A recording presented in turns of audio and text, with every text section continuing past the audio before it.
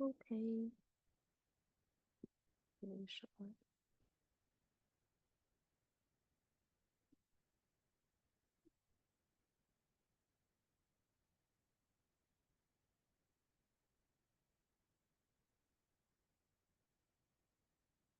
Oh, I'm not sure. Can we get rid of this little thing? I guess just drag it aside.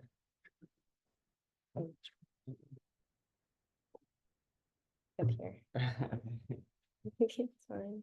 I'm pretty sure we have all white space there anyways. Okay, perfect. I think we're fine. Cool.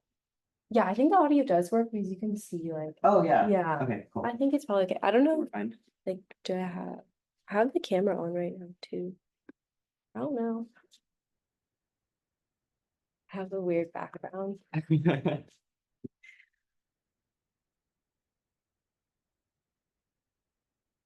Oh, do you want to put these? Yes, I brought a speaker, but it needs to be like connected to the outlet. Oh, I have a speaker if you want to use one. Oh, okay, yeah, then that would, Okay. and we can play it during like work time. Hopefully it has charge. Yeah, my normal speaker didn't have charge, so I was like, I'll just bring this one, and this one's kind of jank. Feel free to connect to it, like, and play whatever. Oh, we can play something right now, yeah. Yeah, we can play something right now. Battery 70%. We're good.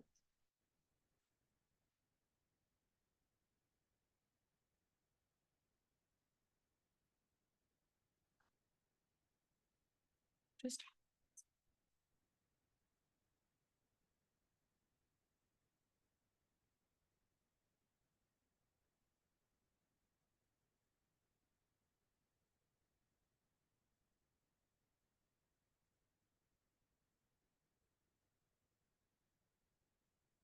Connected to oh, GHGPOVPLIC.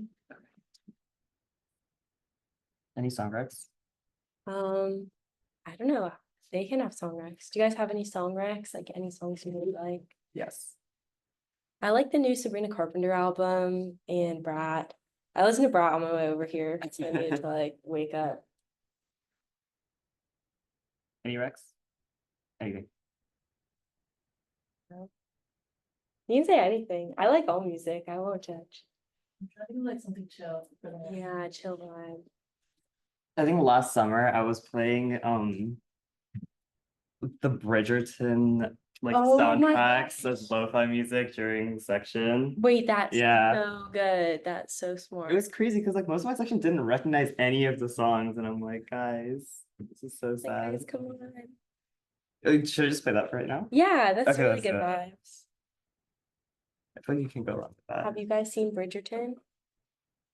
Okay, so. Hi, welcome in. What's your name? Alexa, nice to meet you.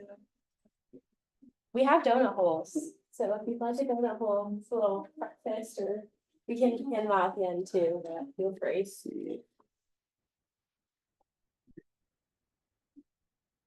There we go. Wait, look, this is good. Yeah.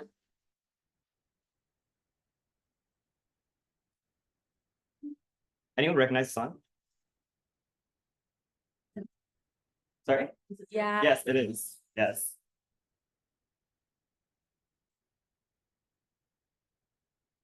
That's pretty impressive. That was like 10 seconds. Yeah. Like, That's like real Swifty.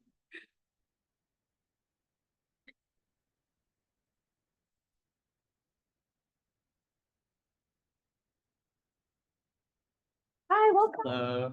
Yes. The vibes are just too good to be 61B. Oh, we also brought donut holes, so if you'd like a donut hole now or at the end, or we're gonna do a break in the middle, don't worry.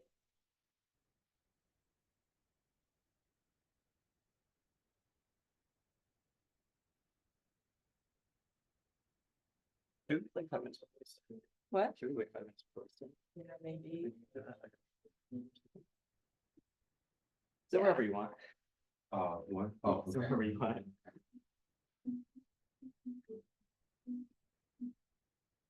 How are you guys feeling like on an energy level? Like maybe like down is like the most tired and up is like I'm gonna run a marathon right now. Like I'm so awake.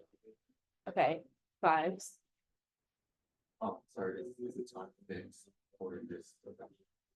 It should think be, so, yeah, yeah. I think so.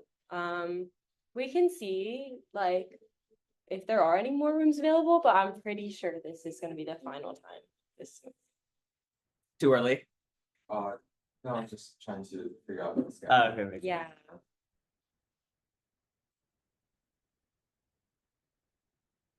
No, I woke up at 7:30. It was not it for me today. It was too early. Yeah.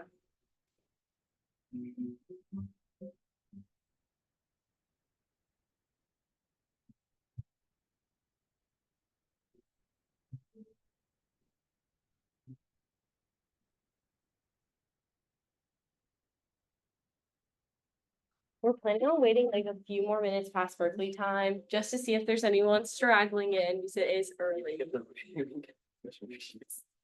Oh my god. Should I go get them right now? Yeah, that would be, Okay. well, after the intro. Okay. we'll Maybe, do that, yeah, yes. Wait, that's so funny. We won't work on the worksheet just yet, and Yeah, we'll go let's grab do that. some paper copies during a little break. Out of curiosity, how many of you guys here want paper copy? Okay, perfect. Don't worry, they're like just They're downstairs. Yep. I'm so right. Yeah, so it Sounds is. okay. Yeah, I was like, downstairs and across the street. Close enough. Close enough.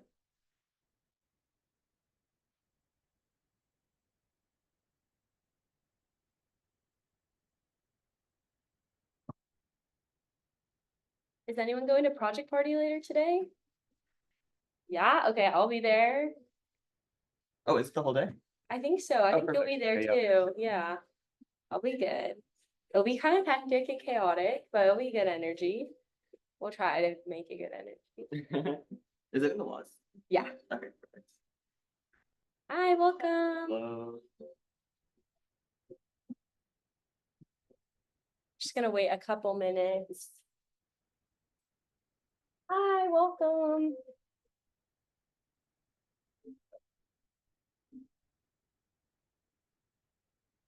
What's the place that for project parties are more people, more instructors than normal office hours? Yeah, it's a great question. Usually, yeah. Yeah. I think it's usually like right in the peak time for everyone. Yeah. There's So usually there'll quite be a more few. TAs Yeah. faster. Okay, we can do like 2 more minutes. Sure. Oh yeah, we have donut holes in the front. Please take it, especially if you haven't like eaten breakfast, you need a little sugary sweet treat in the morning, or like when you head out. Oh, so since I think the project party is overlapping with the lecture. Is it the case that lecture are not actually that necessary? Or you should mostly based on like work on your own anyway.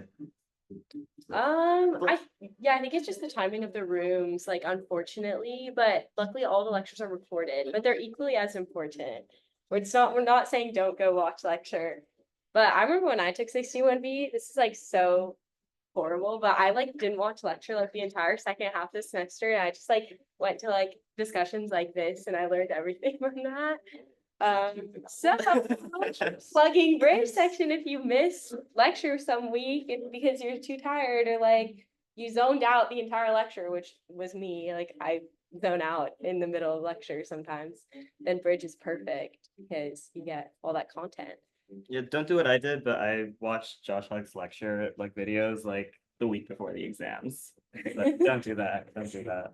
It does not work great. I don't find it as helpful as I expected, so the lecture, so I guess. I'm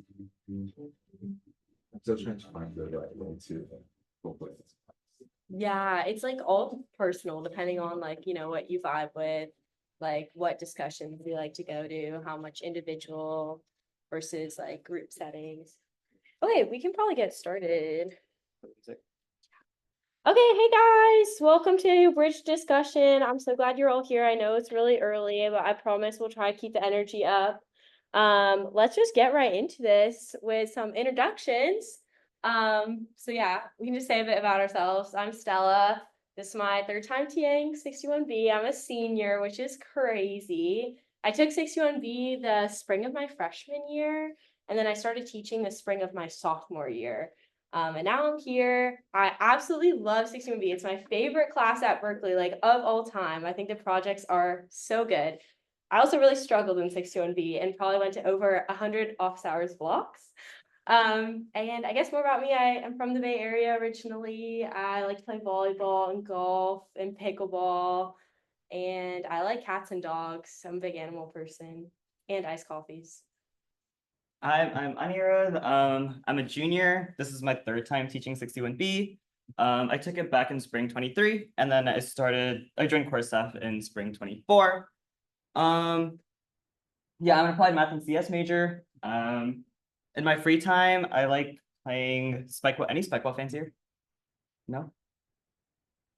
Okay, you guys should play spikeball. It's really fun. You have to get 3 other people, go to the beach. It's really, really fun. I also like playing video games. Any Smash players? Smash? Come on. Overcooked? Okay, I do play Overcooked. Yes. Yeah. That's good. Pokemon? Oh, okay. This is unfortunate. Okay. All are great games. You should try all of them. Yeah. Okay, awesome. Yeah. So yeah, feel free, guys. Like, this is a small section. You can ask like whatever questions you want at any point. I think like raising your hand is the best way to do it, and then we just know you have a question and can call on you. But yeah, we are hoping to just make this a fun environment and have these like great discussions. So at any point, if there's anything you're skeptical about, or you have any questions for us, it can be like personal questions too. You can ask us like, oh my gosh, like, do you have any tips on how to get an internship? Like, it doesn't have to be 61B. Like, we are here for you as resources. So the schedule for today, we're gonna do a 5-minute icebreaker. We want to get to know you guys. And then we're gonna do like a 30 to 35-minute mini lecture, followed by a 5-minute break because all our brains will be fried a little bit.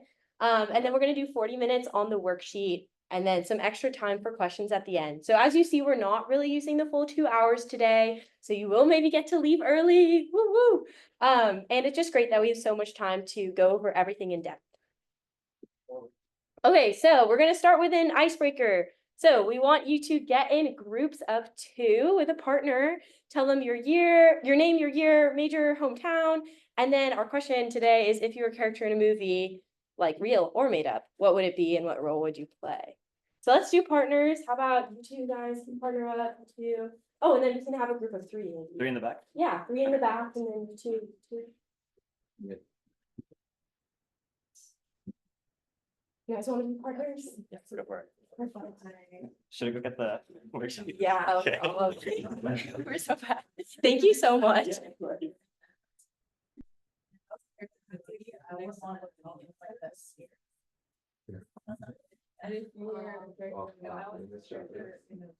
Junior year, major in finance. I don't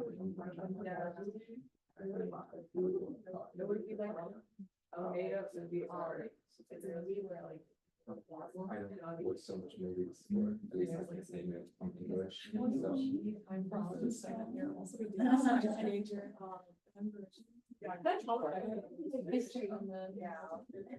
Kind of like Warriors of Borders.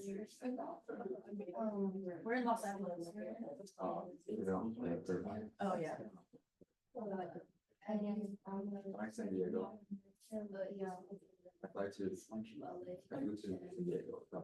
Oh, really?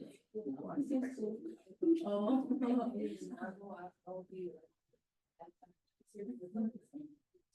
All right, guys, wrap up your combos. 30 more seconds. Okay, cool. Anyone have a fun movie to share? Anyone? Okay, well, I would be Hermione in Harry Potter. I just like want to be in the Harry Potter world so badly. Any Harry Potter fans? Okay, maybe. Awesome. Well, we're going to get right into content. And first, I'm just going to go over like, what is bridge section? Maybe you've never seen this in your other classes before. First of all, we're going to cover way more material. We're going to do extra slides in the mini lecture. You're going to get more resources. You're going to be better prepared for exams coming to bridge section.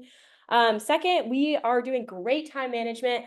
I promise we're not just doing a normal discussion at 0.5 speed. We do not want to waste your time. If we are wasting your time and you're like feeling bored or anything, just tell us, or like we have anonymous feedback form at the end.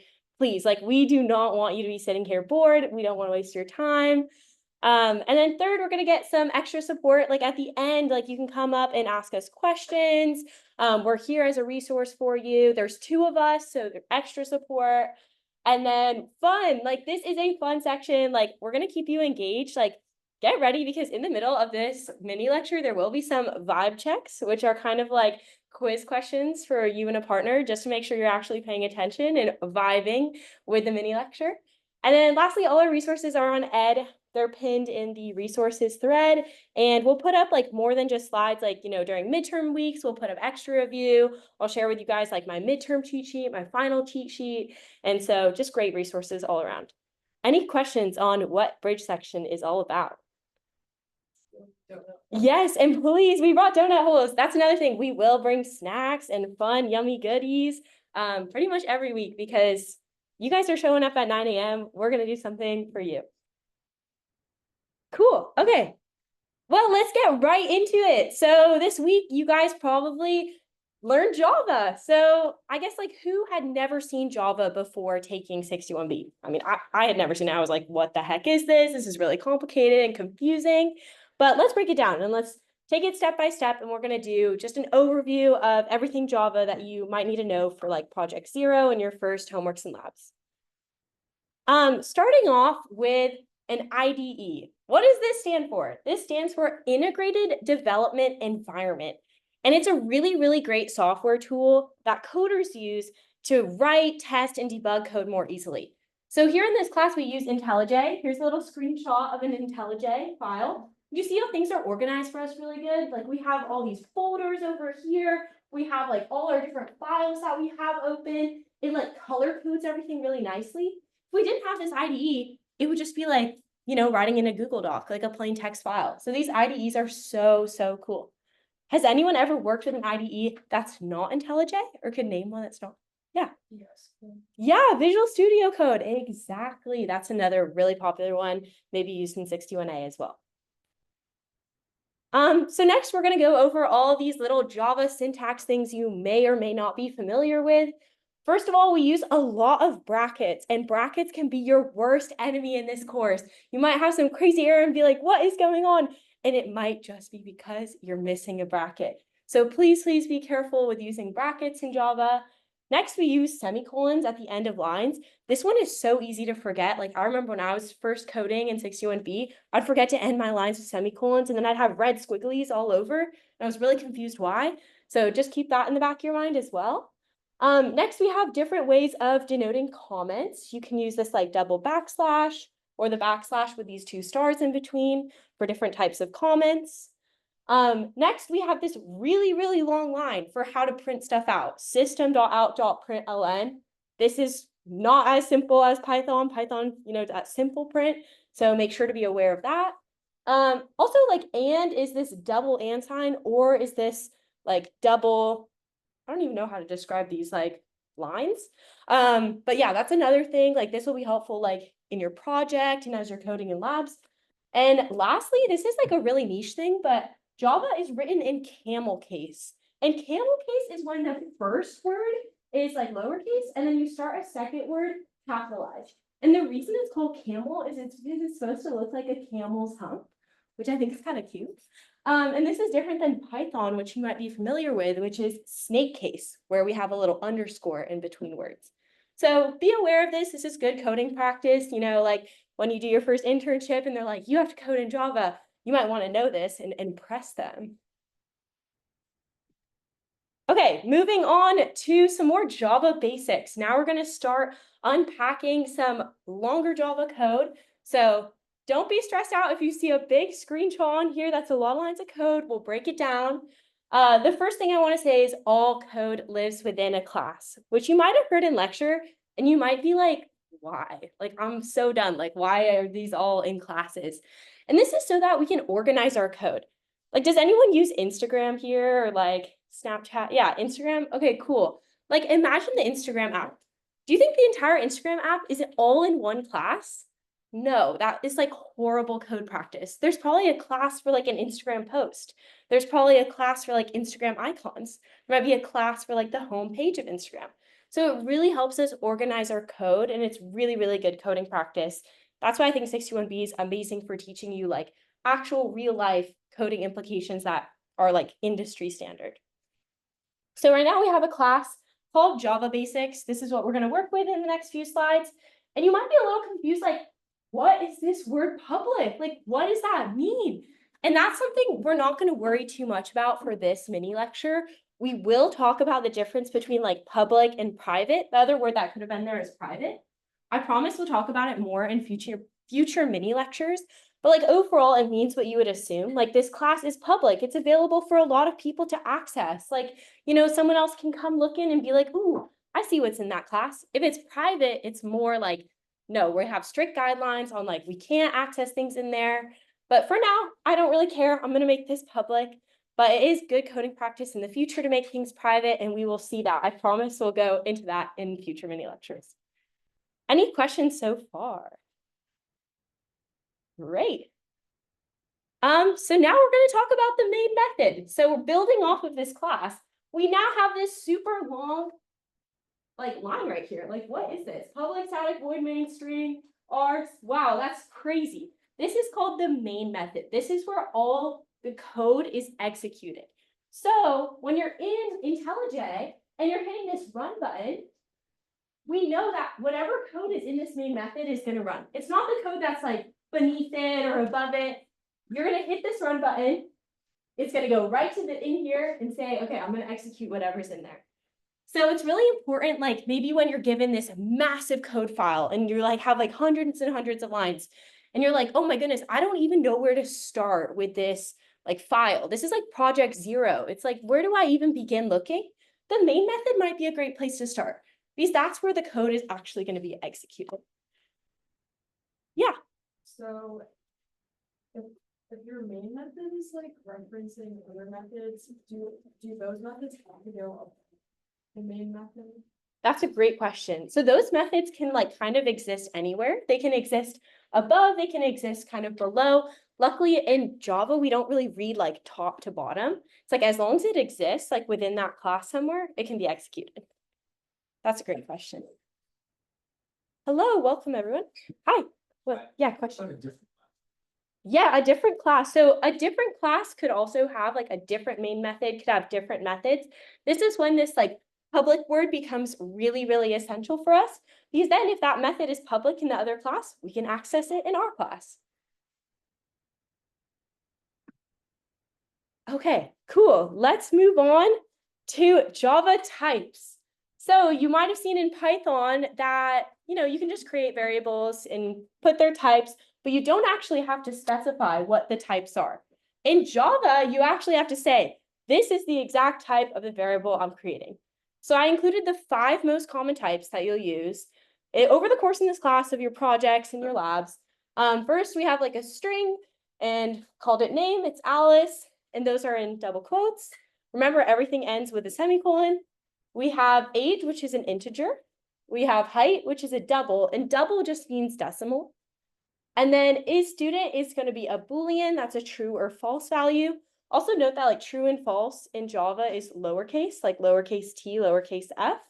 And lastly, we have a character, which is a car.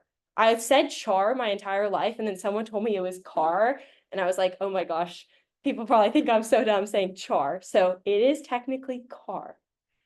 Any questions here? Yeah. So in homework, like 0, they talked about like primitive versus like reference. Can you like kind of go into that more? Yes, we will go into that on a future slide. Don't worry. So next we're going to talk about arrays, then we'll come back to primitive and reference. So arrays in Java are fixed length. So you might think of like, you know, lists in Python, but this is different. This is a new concept called an array, and it's denoted with these 2 like brackets that are very much like rigid square brackets. And so I have 2 examples of how you can create an array. The first one is if you know the elements in an array. You can say, I'm going to create an array of integers called numbers, and I'm going to just list out everything I want in that array. 1, 2, 3, 4, 5. And you can do that with those types of brackets.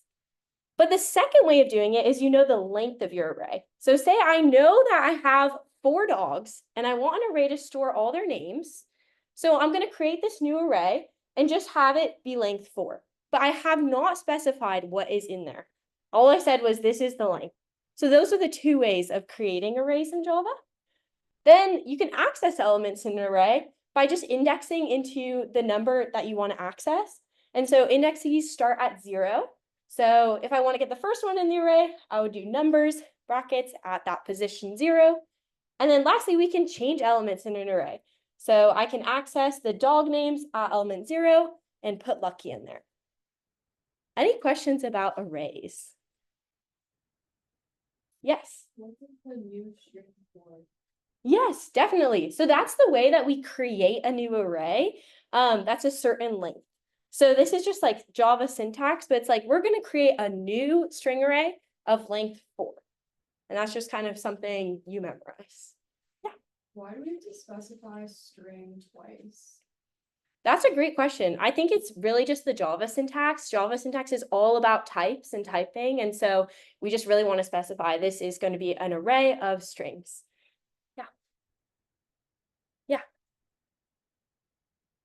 So if I understand correctly, the int numbers up there, that creates that array of numbers, and the string dog names creates another array, or array of something, array of strings, I guess. Yeah. Why do we need new for second? Yeah, great question. So those are the 2 ways we can do it. They're very different. One of them, we know all the elements. And so if we know all the elements, we can just list them out. We do not need that new keyword. But if not, we're creating this new object. And this is just like Java syntax and something like, that's just kind of built into Java. I didn't really make it up myself. I wish I had a better explanation, but that's just how we create it if we just want to know the length. Yeah. Great questions. I know that new keyword is like, what? Where did that come from? Question? Yeah. Oh, Yeah, feel free to. yeah, go ahead. Yeah, go ahead. We'll go back to you. So for our 0B homework, when we are creating a list or an array, it says we should do like list string, list equal sign, new array list, and some word symbols after it. So are those 2 things different, or it's just different ways to create array? Or first, is there a difference between list and array? Or is there even a list, like thing called list in Java? Can I answer? Yeah, sure. Okay, so lists and arrays are 2 different things in Java. So don't use them interchangeably. Arrays have a fixed length, whereas lists you can put it however you want. You can add items, remove items. It's kind of like how you would do it in Python. As per like there isn't really a list object per se, which is why we have something called array lists instead. So we're going to go deeper into that in project 1, but for now, just make the distinction of we have arrays and we have lists. Yes, and they're different. Very, very different. So if you print out an array, is it gonna print out with like curly brackets or like square brackets? Oh, that's a great question. I'm not sure, but we can test it out after. That's actually a really, really good question. Yeah. If you do print on just an array, you're actually going to get a reference to the location. Oh, to the pointer. Yeah. Yes. Okay. There are other methods, so you can print out every single item in the array, and that will come with brackets.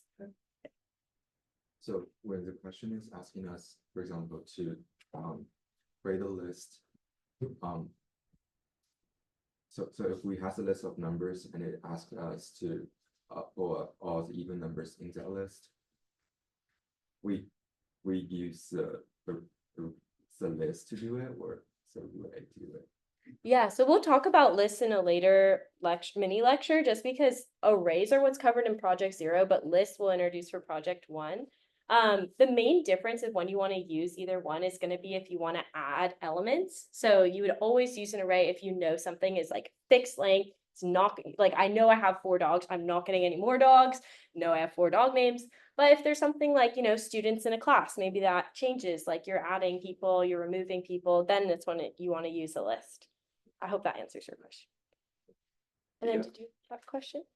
I was just gonna ask, would the string for output the same as 1, 2, 3, 4? That's a great question, but unfortunately it doesn't. So what string 4 does, it's going to create 4 empty spots. So imagine we have an array, but it's just 4 empty positions. So it's not going to fill it up with anything. They're all going to be null values. Yeah, great question. Okay, cool. Let's keep moving on. So going back to types, and this is when we're going to talk about primitive and reference type.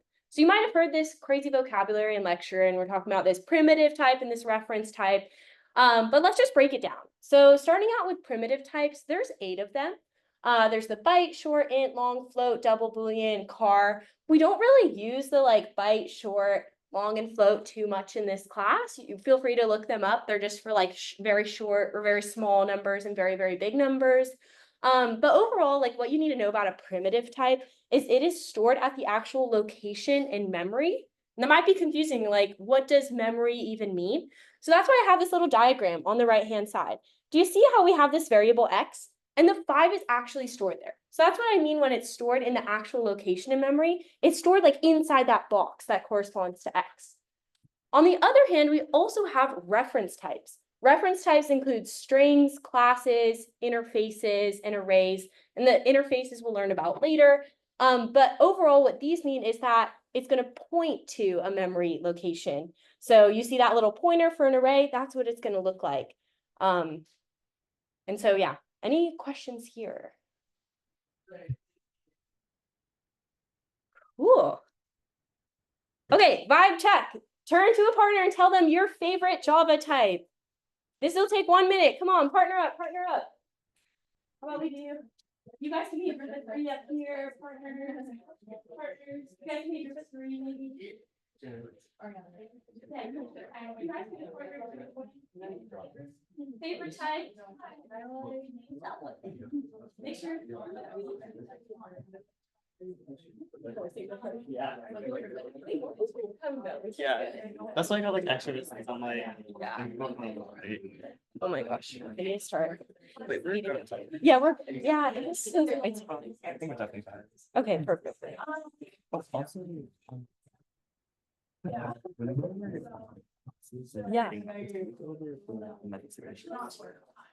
Yes. Like all the things because it shows up on the worksheet and I'm like. Yeah. So that, like, Okay, like perfect. word by word. Feel free to, plug in at any point. Okay, awesome. I hope you guys had a favorite Java type or could list a bunch of them. We are going to keep moving though. So next we're going to talk about the Java if-else block. So very similar to maybe what you've seen in Python, but now there's a lot of these like brackets. It's also very wordy. You have to do like else if with a space in between. Any questions here? Just want to show you as an example. Yeah.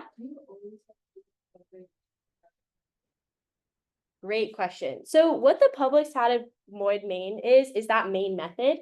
So if I want any code to actually run when I hit that run button, it has to be in there.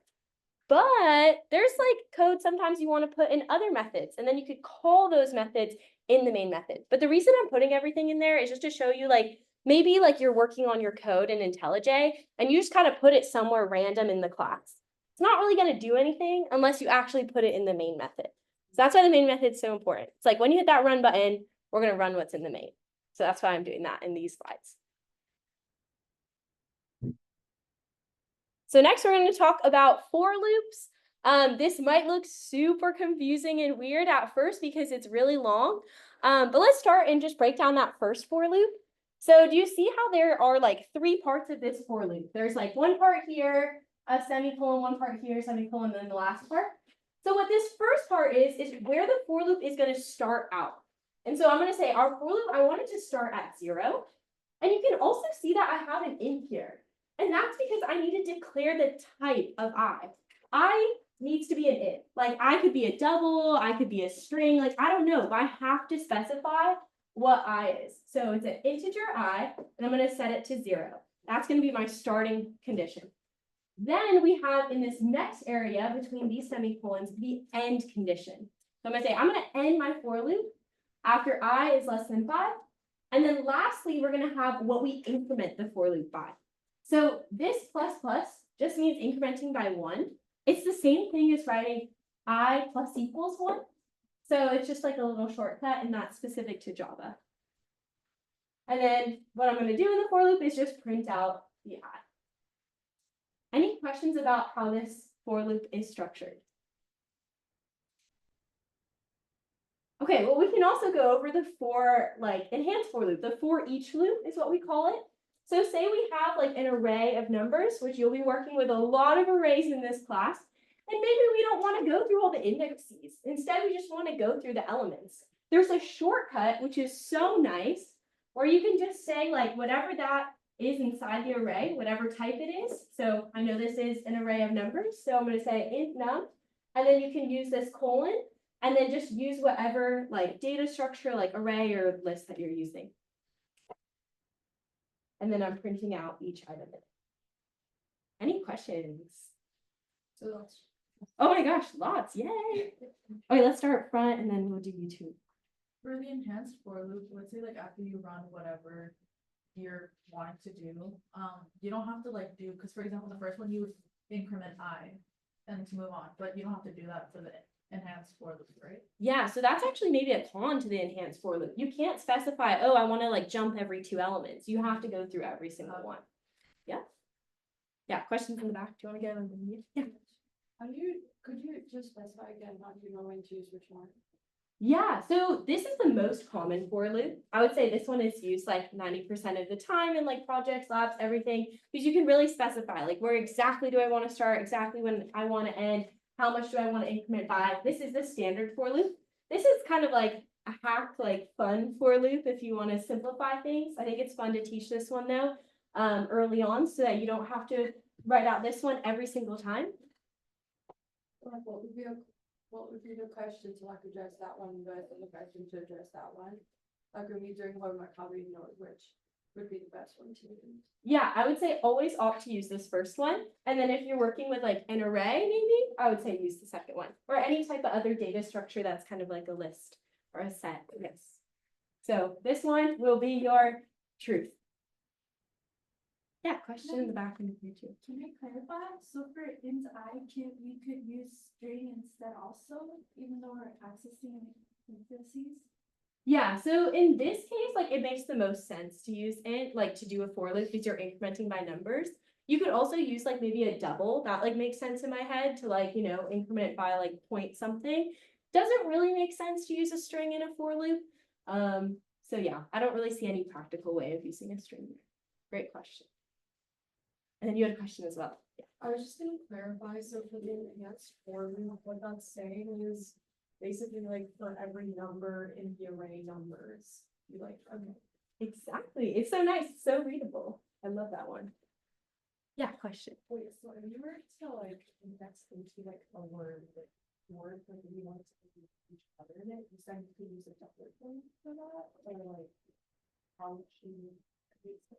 Yeah, definitely. So like say we wanted to, this is an example, we're going to go through a word. Let's say we're going through my name like Stella.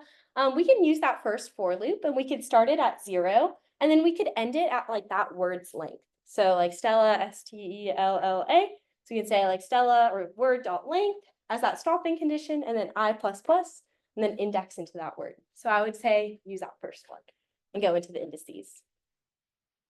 Yeah. Well, I had a question about arrays. Can you have like an array be the element of an array? Yeah, definitely. So it sounds totally crazy, right? Like normally we'd have an array of just like numbers 1 to 5, but you could also have an array inside an array. And you might see something kind of like this, like in future projects you work with, like very complex data structures. So yes, totally possible. Great, let's keep going. So next, oh yeah, question?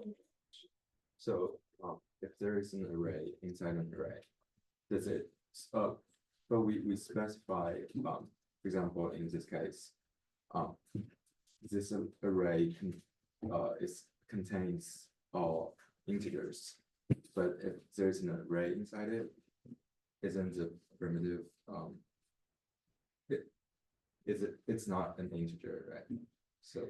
Yeah, I think if we have an array inside an array, like inside that array, it's going to be a pointer to another array. So it won't be just an integer in there. It would be a pointer to another array with maybe some integers inside. So so inside that array, it still has to be, integers inside, or? It could be any type inside, like arrays could have strings in them, they could have doubles in them, but you would need to specify like what type is in that array. Because in Java, we always have to specify like what type we're gonna use. Yeah, great question. Cool. Well, moving on to Java functions, this is really important. Functions are also known as like methods. Maybe you've heard that. Those are interchangeable. Starting off, like this main method is actually a method itself, which is crazy. Sometimes you don't think about it. And then functions, like variables, have to specify a type. And so this like square function is going to return an integer because it's going to square a number. And so we have to specify, we start always with this like keyword public, and then we specify it's going to return an integer. And then we're going to say, this is the name of our function. I'm going to call it square. And then this is what is going to be passed into that function. And then notice that this also, we have to specify the type of what's being passed in. So overall, there's a lot of specifying, like this is the type of function, this is the type of that variable. So Java is very, very typed. And then you can see that's going to return a number times a number. On the other hand, we also have something called void. Void means we don't return anything. And you can see in this second method, say hello, we're just printing something. There's no word return. So that's why it's going to be a void method. Yeah, question. So for like the main method, since it's void, is the only thing we can do in it like printing, or I guess we can call other methods. Yeah, exactly. Call other methods, print. So if it's not a main method and it's void, can we only print in it, or is there like anything else to do?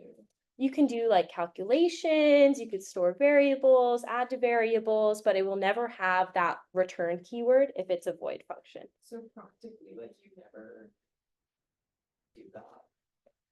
Not necessarily. I think it's more so like if you have a lot of work that needs to be done, then you can do it all in a void function, or as long as you're not returning anything. Say I like, just don't yeah. understand, like why you would do that. Like why would you have a function where you're not returning anything? Like what would the purpose? Well, yeah, so let's say I have like a list of numbers, for example, right? And I want to print out every single number in that list. Then I can have a function called print numbers in list, and that can be a void function. Because I need to perform some work, but I don't really need to return anything because I'm just printing stuff, right? Yeah. Yeah, there's tons of applications. Yeah. But the only difference between static void and void is if I want to return something, I would use static, and if I don't want to return something, I just would void.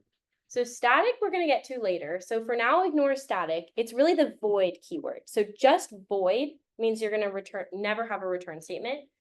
And if there's like something like int, that means we are going to return that type.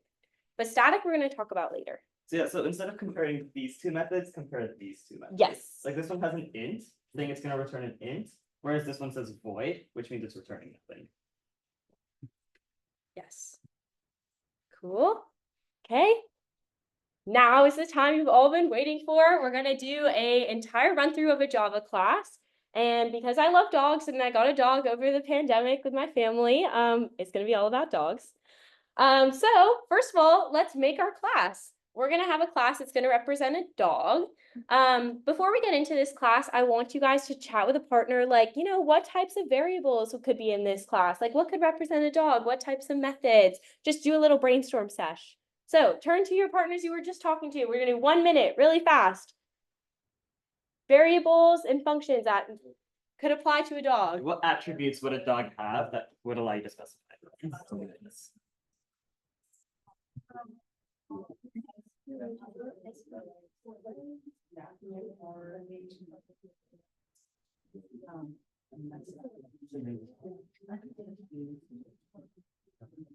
All right, we are going to come back.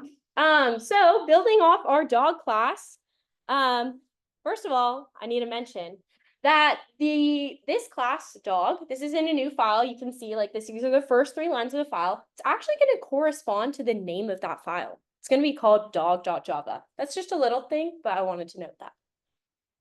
So in our dog class, we can have some variables, and variables are properties of this class. So the ones that I wanted to mention are like name and age, because I think that's like very important to describe a dog. We could have also had maybe like breed or color, and other fun ones, but we're gonna keep it short just for this example. And then we have another one here that has a static keyword. So let's talk about that. The first ones are known as instance variables. That's because they do not have that static keyword. And instance variables are specific to an instance of a dog. So maybe I have one dog and its name is Benji and it's one, but I might have another dog with a different name, right? Like that dog's name is Leo and is 4 years old. So each dog has its individual name and age. That's what it means to be an instance variable. On the other hand, we have static variables, and this means the variable belongs to the entire class. So any dog in this class will have the owner me, because this is the dog class that's just all my dogs. So every single dog will have the same owner, Stella. Any questions on the difference between an instance variable and a static variable? Yes. What about on private, 'cause I've seen like private, like something, is that related to, like instances? It doesn't relate to this specifically, but we will get into talking about public and private at a different mini lecture. For now, just know that we do have that keyword in front of these variables. For now, we're just using public because we don't really care about who's accessing it. But later on, we'll talk about what it means for something to be private and get more into the differences and when you want to use each one. For now, you can kind of abstract that away. Yes, question and then question. Just to clarify, when it has static, that's like the equivalent in Java when there's like variables defined before the or any of the like instances or the methods. I mean, does that make sense? I'm not quite sure. Could you repeat your question? Like, because I know in Java in classes, if you have like a class variable, like something that's applied to all of the methods, that's like defined at the top. Is that the same thing, like the equivalent to static? Defining a variable as static? It seems like the idea is similar, but no, like if something is static, it will always have that keyword static. So be very clear, like in an exam question or something, that there will be like a static keyword there if it's belonging to the entire class. Hope that helps. And then did you have a question too? Yeah, so do instance variables like vary among objects in the class?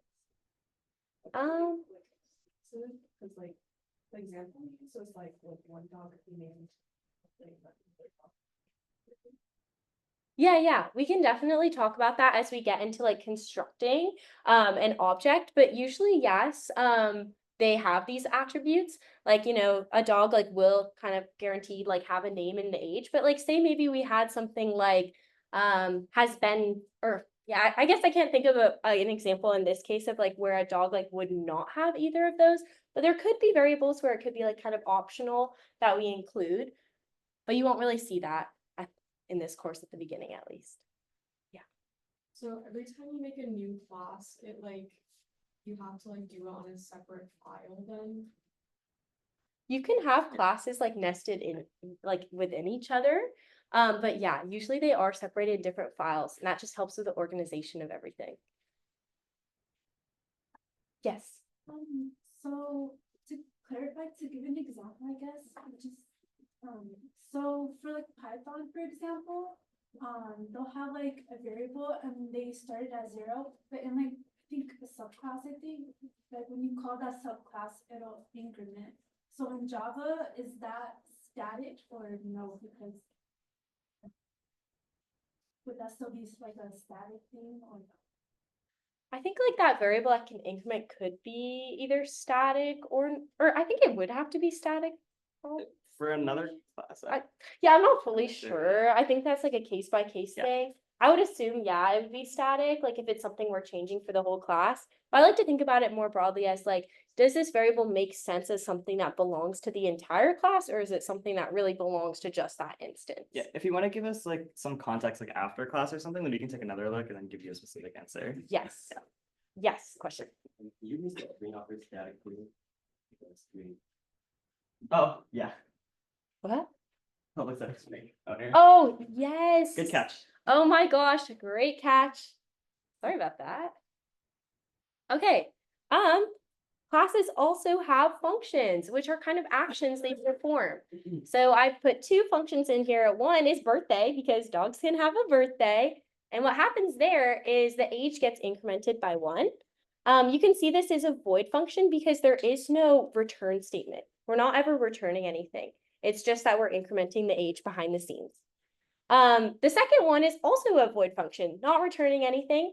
And it's if we want to change the owner. So we'd pass in a new owner's name, say I'm like, dying or something, or giving up all my dogs, which would be so sad. Then we would change the owner. And so something important to note here is that functions can also be instance or static.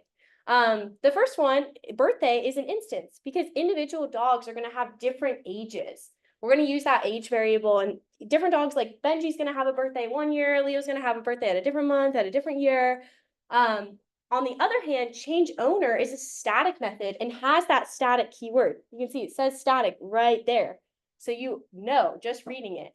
And that means it belongs to the entire class. So if I change one dog's owner, every single dog's owner is going to change. So I'm giving up all those dogs. Questions about that? Yeah, overall, the biggest takeaway here is like, you're probably going to see a lot of classes and projects. You're going to see a lot in like discussion and also on exams. And the main thing is to look for that static keyword. And that's going to tell you a lot about if it's like for the entire class or just an instance. So keep your eyes sharp. Get those reading glasses. You go. Well, do we need to add string in front of change owner? Because you're getting back a string, right? If you do it. There's no return statement for a string. So because of that, we would keep it as a void. If you're right though, if we said like return name or something or return owner, then yes, this would be no longer void, it would be a string. Yeah. Yes, great question. Cool. Okay, vibe check. Turn to your partners you were talking to before. We're gonna do this for 1 minute. Try to explain the difference between static and instance, like in your own words, what makes sense to you. I just really want to lock this in. This is 100% like gonna be on the exam, and like I just want to make sure you guys know this. So turn to your partners. We're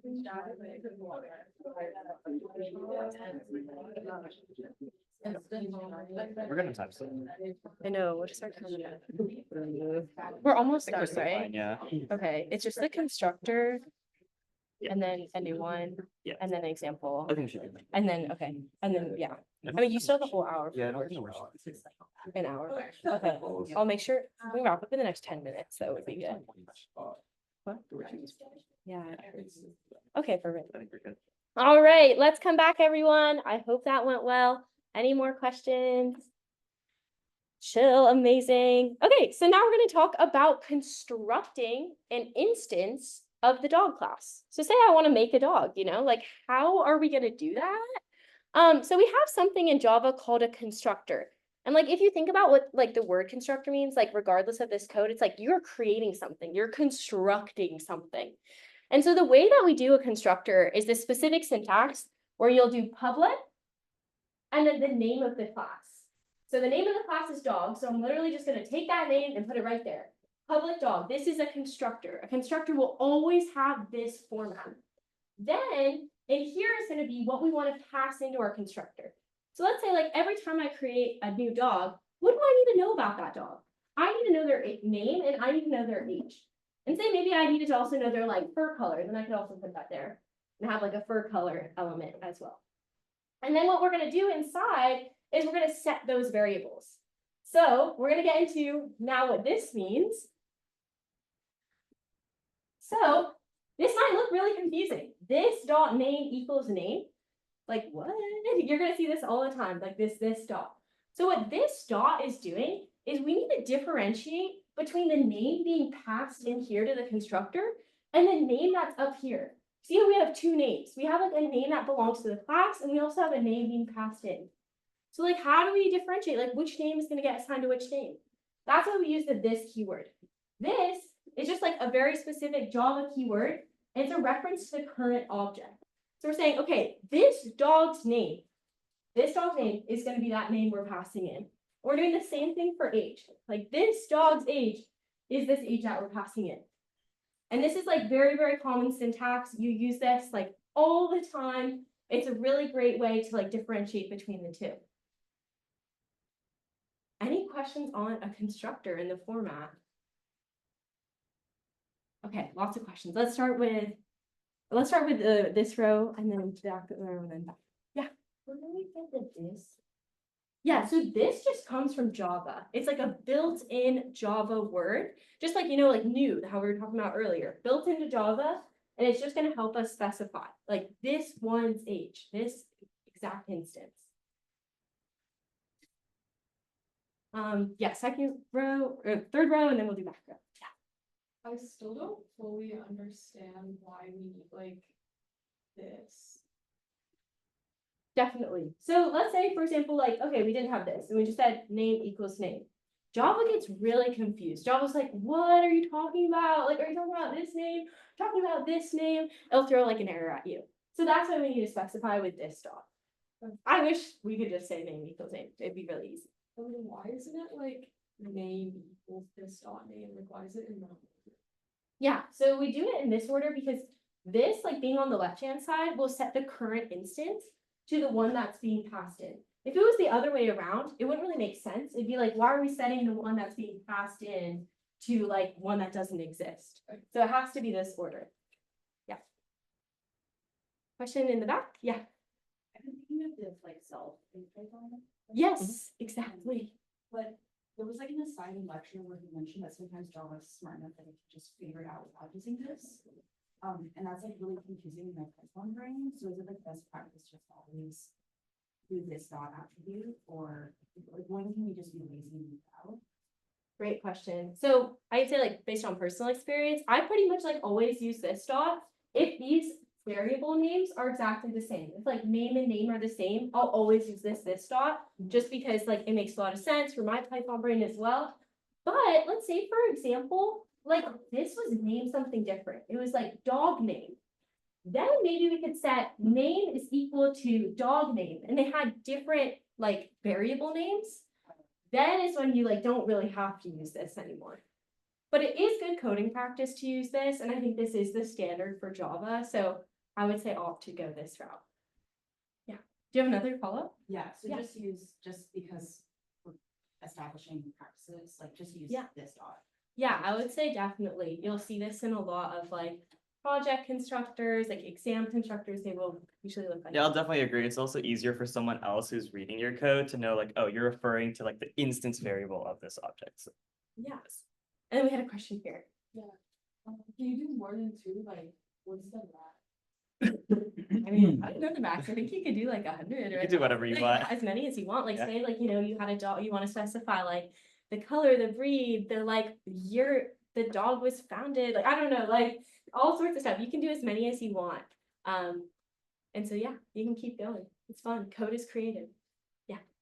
So even if you have like two instance variables, can you like, when you're doing your constructor, can you have like more than two parameters? Could you like add more? Yeah, you could definitely add more. So say we want to add another one. Let's do an example like color of our dog. So not only would we need to like add it here to the constructor, but we also need to add it up here as a variable in our class. We need to add it like somewhere up here, like, oh, public string for color. And so we'd have it up here, we'd have it in here, and then we'd set it as well. Okay, Does that make sense? so the parameters that go into like the constructors always have to match the instance variables in the class. Yes. Okay, so it can't be any more or any less. So it actually could technically be less. So say like to make a new dog, I don't care about a dog's age. I'm like, okay, whatever. Like I can always like make a method and put that in later. So we could have like completely gotten rid of the age, said all we need to know for a dog to be created is its name. Then we could have gotten rid of all the age stuff. We still have an age variable because we could like add that later. But it just depends on like the class that you're making, like and what you need, like when you're constructing an object. Okay. But it's not a requirement that you have to like put all of those variables in the constructor. Okay. That's a good question. Yes. And in the constructor, it doesn't have to be string name int age, it could be string x int y. is it, right? Yeah, definitely. You could name these two totally different things. You don't have to match them. It is good coding practice to match them. I think it makes a lot of sense. So I would recommend. But yeah, you don't have to. Ooh. All right, almost done. Okay, so now we're going to show an example of how we're going to create an instance. So we just had this constructor. This is like the formula for how we make a dog. But now it's like, okay, I want to actually make a dog. I'm going to make my dog, Benji, obviously. I should have put a photo in here, but I'll show you guys next time.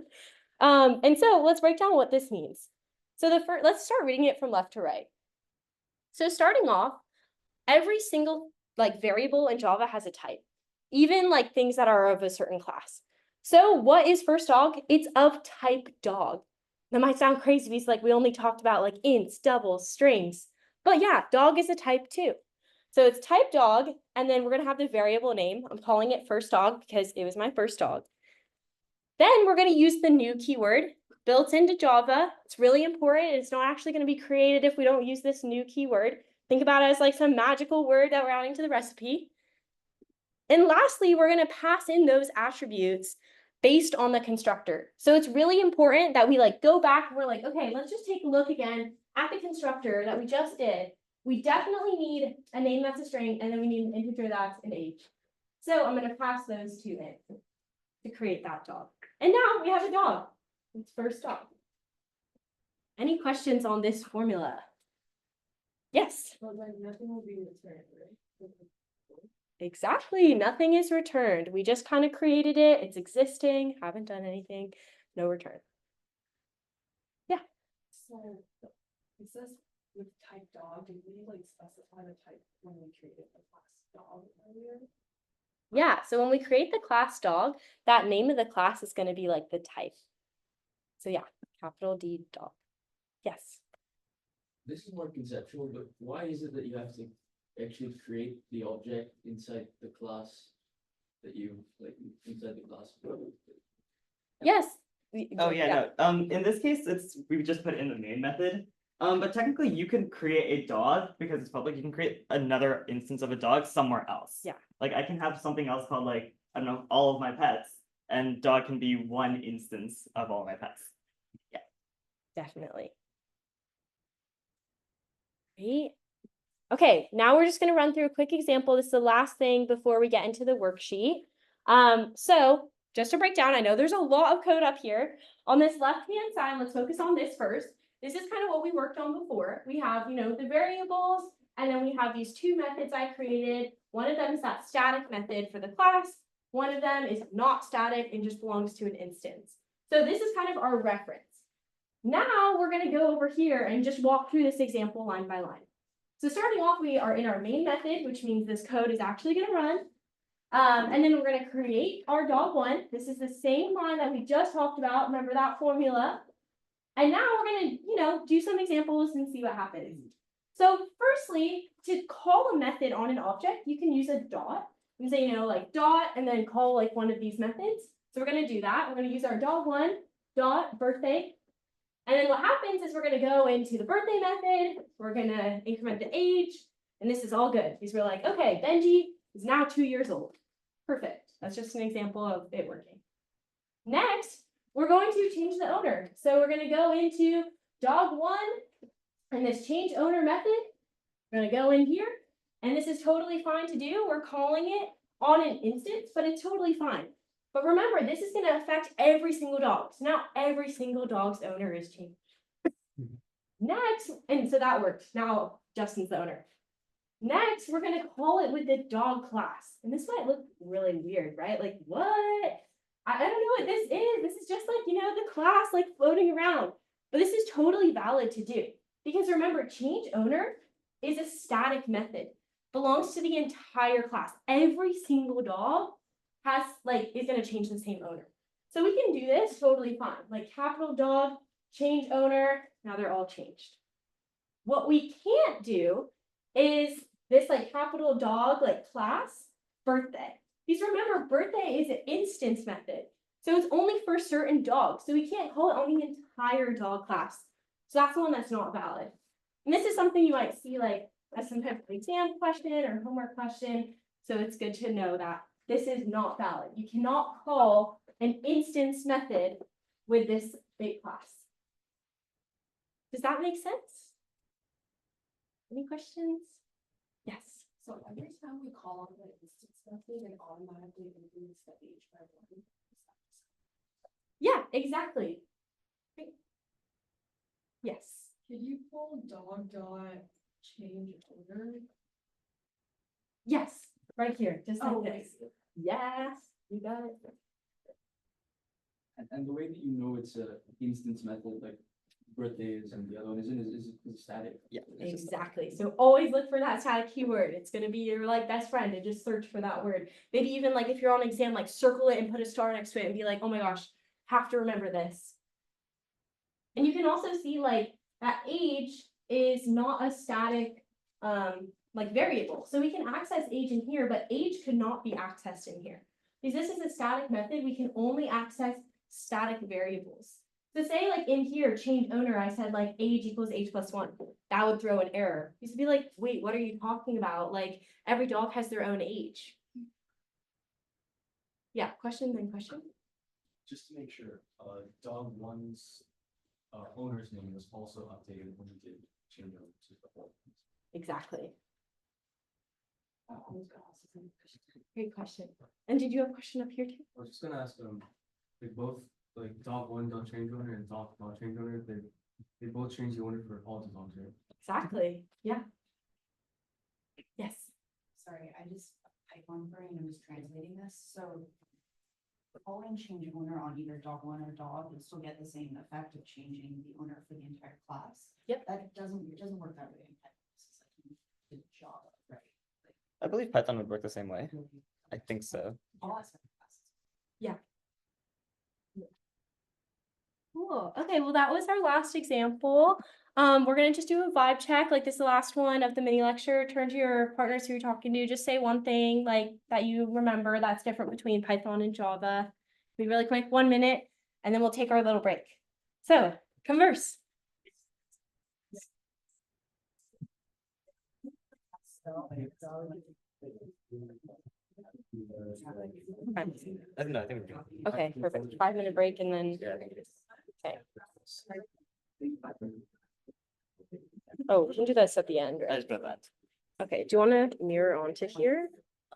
Oh, we can do it during the break. Yes. Okay. All right, guys, we are going to take a 5-minute break for your brains. We have donut holes that we brought up front, so please take some, like as many as you want. They're really good, I promise. And you go to the bathroom, chat, bye. We'll be back at 10:15. Yeah, if you have any questions, feel free to ask. Yes, That's a good and we'll also guess. stick around at the end. Yes. Yes. Yeah, go for it. Previous example, Yeah. we use change owner for both dog one, we can use change owner for both dog and dog one. Okay. Yeah. But we said, change owner, it's a Push it out static there. method, dog one. Ah, an instance. Really good question. Okay, think of it in terms of Java. So change owner is a static method, right? So whether I told you it applied to the Great. So class dog, or it applies to a specific dog, either way, you're changing it for all dogs, right? So Java doesn't really care whether you're saying dogs or a specific instance of a dog, because either way, I'm changing it for everyone, which is why that works. The birthday doesn't work because Java's like, which dog do I pick then? Right? Make sense? So the first step is that you use git add.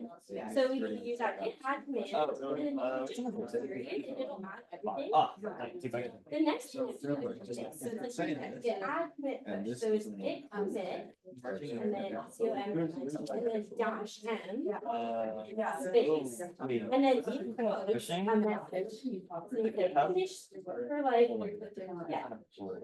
Why did it? And then perfect, and then you can see that work piece. So you pulled it one time, And then you can now use it. and then you gotta merge it as soon as you pulled it. Yeah. So just a fourth of merge. Oh, it seems like you have everything, so is there a reason why you pulled? Okay, so, sorry. Yeah. This is, you only put one time, you just wrote no code. Well, let's try what it's telling us. So what they get tells us Okay, like, can you, like, show me that, my like, mouse? something's wrong with the branch, it has no upstream branch. So it tells us you can use this command to like set the upstream branch. So let's do that. Copy that one and then. Can you code for right now? Or is it not letting you?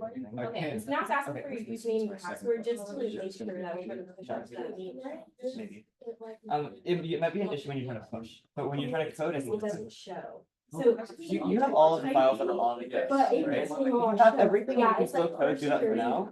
You Yes, might get an no, issue where it's It pushing, makes me so. in which case I would. Should I just? So, yeah. Yeah, do that anyway. Yeah. So in the Project yesterday, and I was going through this class, what was good, I was thinking about Yeah. five. So by instinct, it said That was by important thing, I just clicked it. It's only everything just up. Is that gonna be an issue? Okay. So yeah. Go ahead and delete it. or something, and so I completed task one, Yeah. I run it. It just said like, And then.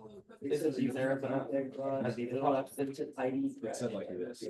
Oh, Okay, the so dot dot what's dot weird to was, me is that, like, there's a lot it kind of random just stuff. compressed all of the So, import it's statements not together. telling us ID files, so I would go into your sure. settings and check like the project. like, They're not project actually triple structure. dots, it's kind of just they wrote triple dots because they have And a I bunch was of make import sure statements. that we But this was have- already here. Yeah, then that's fine.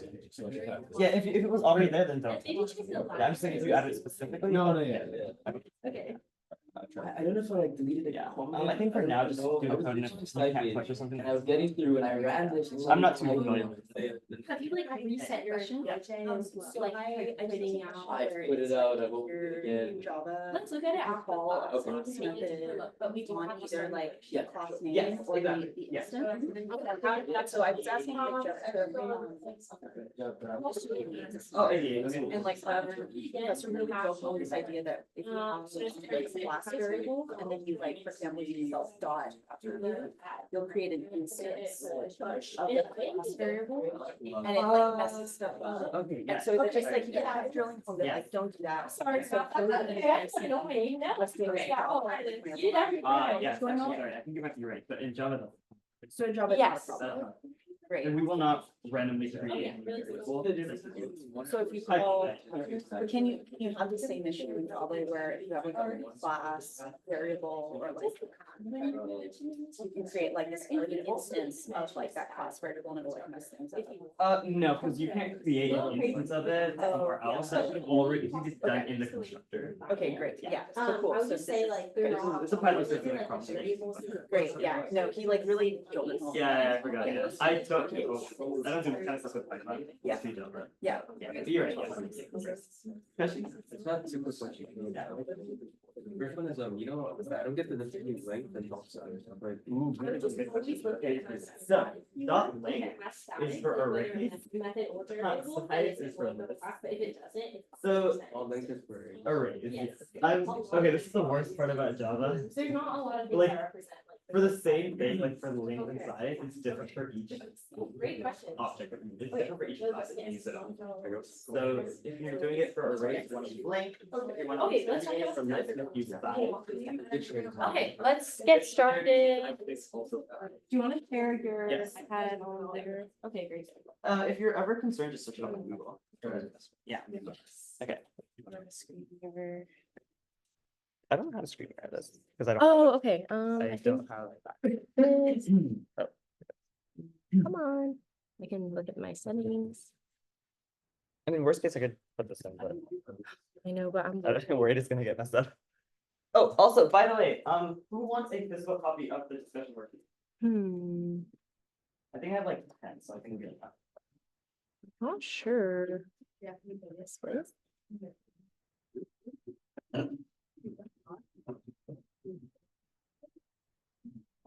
Oh, what if you just join the Zoom meeting? You want to do that? Yeah. Yeah. That might be easier. Anyone else that won't get too long? No. Yeah. Okay. Is this mirroring not working? No, because I think it's because I'm mirroring already. Okay, we'll do that for now. Oh, you need to sign in, I think, to your Berkeley. Oh. Sorry. Oh, just my email, right? Is that it? Oh, I think it's berkeley.zoom.us and then it takes you to the like sign on page. I know it's really annoying. I think it's already taken. Yeah, Yeah, perfect. Okay. Um, I've done this like twice. So, like, yeah, okay, open now. I think you should connect. Where can we find that? it should be on the website. Yes.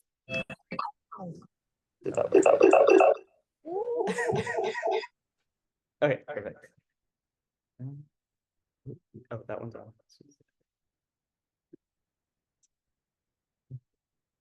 Oh, can you allow participants to share? Oh, yes. Yeah, it's the code one. Yeah. There we go. Wait, how do you? Oh, here. Ah. Does it work now?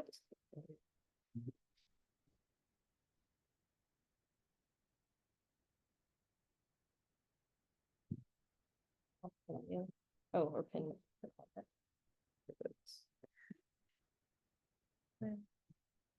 I hide these. Okay. Cool. Oh. Horizontal.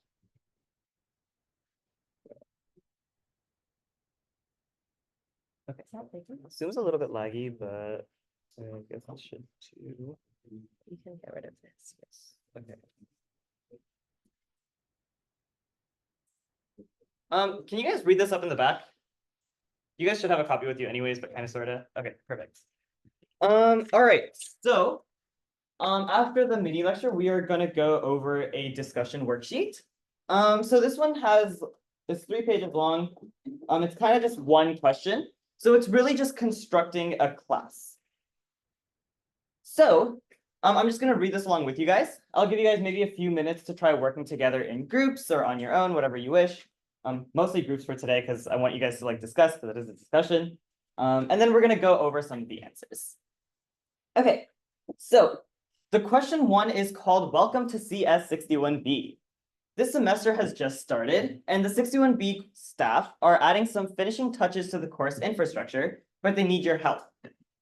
You'll need to use the CS61B student class as defined in the slides, copied below for your convenience. Not our slides, this was a different set of slides. So, just as a brief overview again, what we've done is we have something called public class CS61B student. So we have a class called 61B students, and we have a few instance variables. Core staff has reduced everyone to just their ID number and their grade, which is very bad. That's not good. Don't do that. We are all our own individuals. And then we also have something called public static string instructor, and for now it's called Hug. Hug, I think, is coming back later. So yeah, so just note, we have, sorry, just note there's a static here. So that static tells us that it is a class variable. So class variable.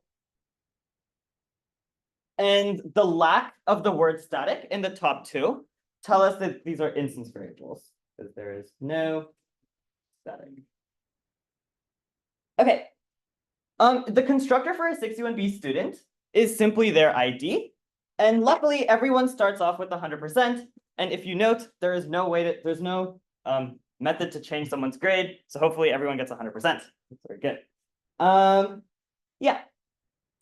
And then we have 2 methods over here. One of them is called watch lecture. So can someone tell me, do you guys think this is an instance? Oh, I guess it already says there. But instance method or static method, what do you guys think? Yeah, it's an instance method. There's no keyword static again. So no static. Which means this method allows one student to watch the lecture, and it returns a Boolean. So can someone tell me what is a Boolean again? Yeah, it's a true or false. So it returns true or false on whether or not the student has watched the lecture. Finally, we have the method called getInstructor. And note this is a static method because of the keyword static. And this also makes a lot of sense because every single student's instructor is going to be Hug. We're not having different sections here. So every single one has an instructor of hug, and good chances this is going to return a string called hug, I guess, or whoever the instructor is. Can I get a thumbs up if the 61B student class makes sense to you? Okay, any questions before we move on? Okay, cool. All right, so now we're going to go over the actual question. All of the following parts involve filling in the CS61B class. So just note that right now we've looked over the 61B student class, and now we're actually looking at the 61B class as a whole, and that's on the next page. You may use any of the types discussed in lecture, and it's up to you to decide which types would work best for each variable and method signatures. So part A says we need to declare and also possibly instantiate and assign a few important variables. Recall that variables in the body of a class are compiled even before the constructor fully creates an instance of the class. In other words, carefully consider what information we have access to and define the following variables within the class. So note here we're creating 3 different variables. The first one's called university, the second one is semester, and the third one is students. The university is simply the name of the university, which should be UC Berkeley for all semesters of 61B. Semester is just the semester that the course is being taught. So in this case, it would be fall 2024. And the third one is students, which is the 61B students currently enrolled in this semester. And remember that this course does have a fixed capacity. So what I'm going to do first is, as I'm reading this, I'm going to go ahead and start highlighting the important information.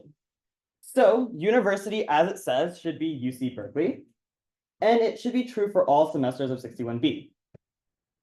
And then I noticed that the students is a course that has a fixed capacity.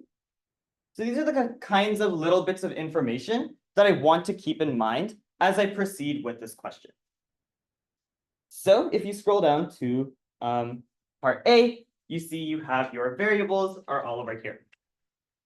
So I'll give you guys around 5 minutes. So work together in your groups and try to discuss how you would write out the methods or the signature for all of these variables. Think about whether you want them to be static or non-static. Think about what types you would want to make them, and think about what you would want to set these variables to. So go ahead and discuss.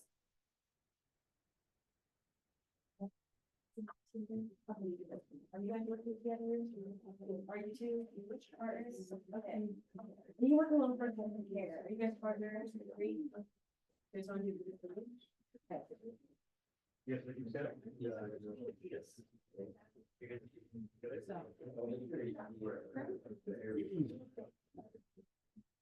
I have a question.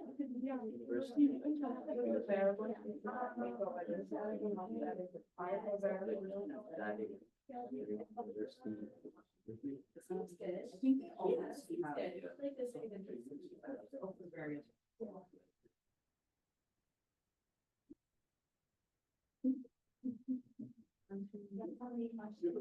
Like this. Yeah, we do. I think we have one more.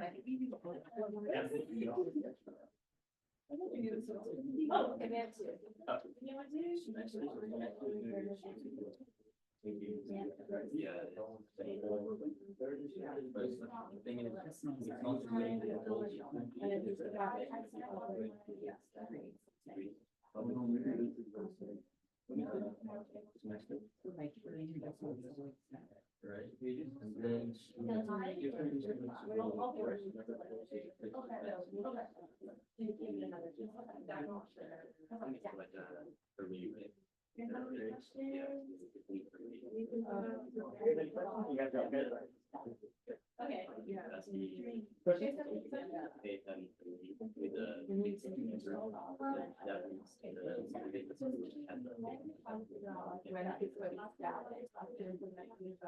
Okay.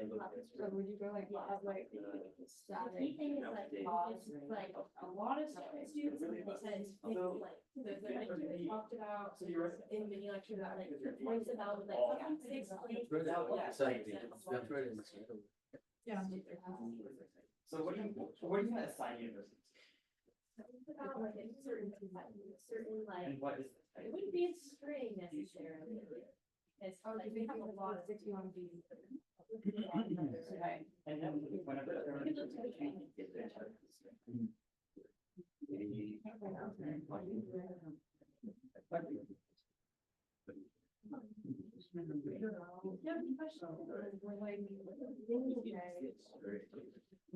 Yeah. We don't just.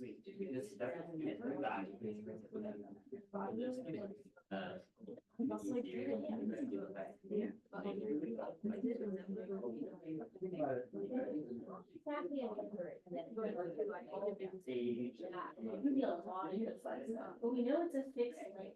Like this? Like, what do we know that we're not about? Like, yeah, it's something that